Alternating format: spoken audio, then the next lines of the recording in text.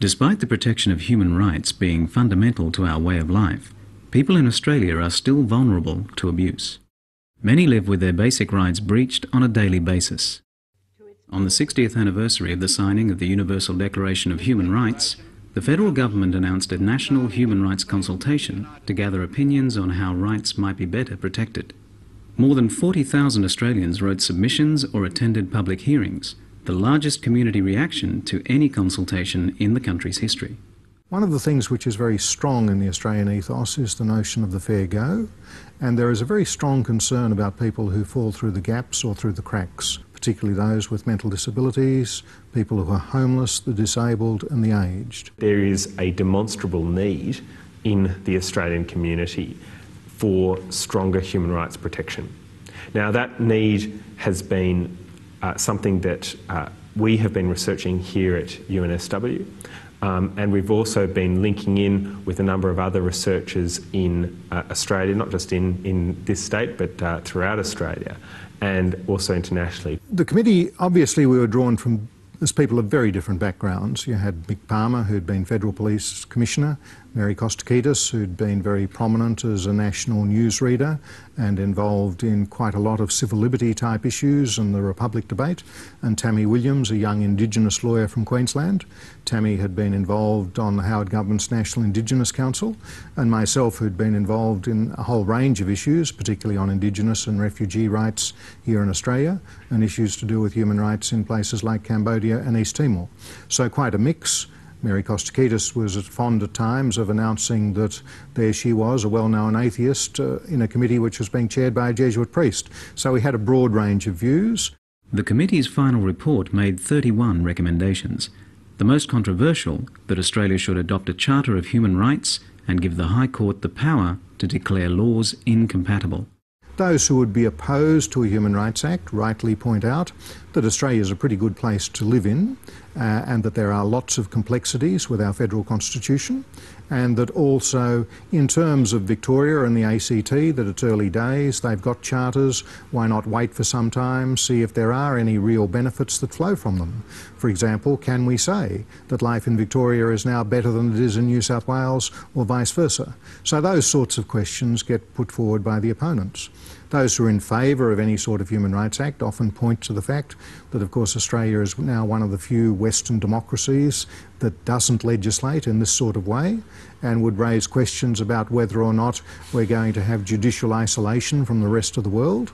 And now that Victoria and the ACT have charters or the equivalent, what are we going to have in terms of consistency within the Federation? So they're some of the interesting questions, and questions on which I might say the Gilbert and Tobin Centre was very eloquent in putting submissions to us. Look, I think this is, if it were to occur, would be one of the most significant reforms in public law in Australia's history. What a Bill of Rights does is focuses, and this is really its main focus, is on improving the policies, in other words, the structures of government decision making, making them first more accountable to individuals who are the subjects of those decisions, but secondly, it requires individual public servants to view their powers and their duties through what might be described as a human rights prism or a human rights filter. So they must consider, whenever they're making a decision,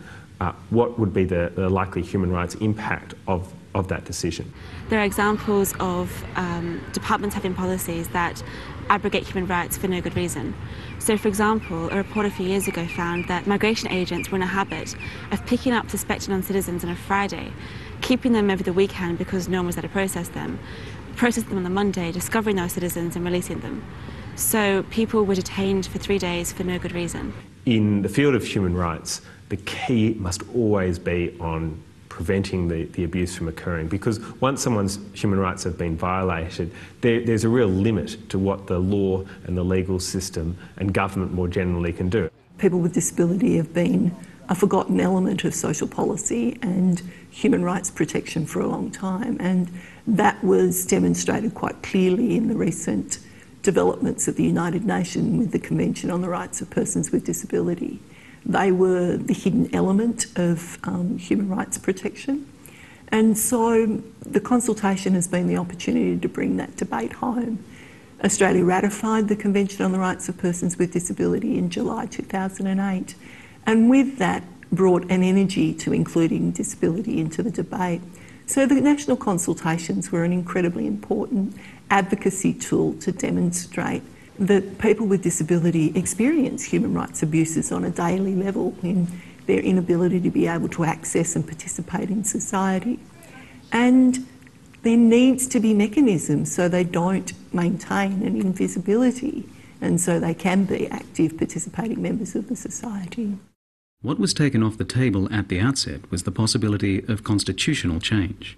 Instead, the Consultation Committee said the dialogue model, already operating in Victoria and the ACT, should be the template for any new Human Rights Act. Under the model, the High Court would be able to declare laws inconsistent and send them back for redrafting. The final say, however, would rest with Parliament. Those opposed to a Bill of Rights often have some quite persuasive arguments as to why we shouldn't have a US-style Bill of Rights, or why a Bill of Rights in a country like Zimbabwe might not be successful. And I agree with those arguments. What seems a little bit lacking on that side is a really close analysis of what this particular model of Bill of Rights would look like if we had it at the federal level in Australia. And of course, we already have it at the state level in Victoria and in the ACT. So when you hear stories about rampaging judges who are accreting enormous amounts of power to themselves and terrorising parliamentarians, it seems especially mythical when you think that in Victoria and the ACT, and for that matter in the UK and New Zealand, you don't have anything of the sort. And it doesn't take a particularly long car journey in Australia to actually check that out. There's obviously been some fear-mongering, but that also is part of the democratic process. What's been interesting is, of course, that as well as the fear-mongering, there have been some very strong campaigns that have been run. And so we've had campaigns being run in favour of a Human Rights Act by groups like Amnesty and Get Up, and we've had campaigns being run by groups like the Australian Christian Lobby against a Human Rights Act. And all of this, I think, is part of the ebb and flow. We've always said anyone who makes a submission, they're all to be treated equally. Doesn't matter whether they come through a campaign or they do it individually. But we also have to take into account the political reality that campaigns do make a difference in these sorts of issues. The report is now in the public domain, and there is bound to be more debate to come. The government has said it will respond to the Brennan report's recommendations by the end of the year.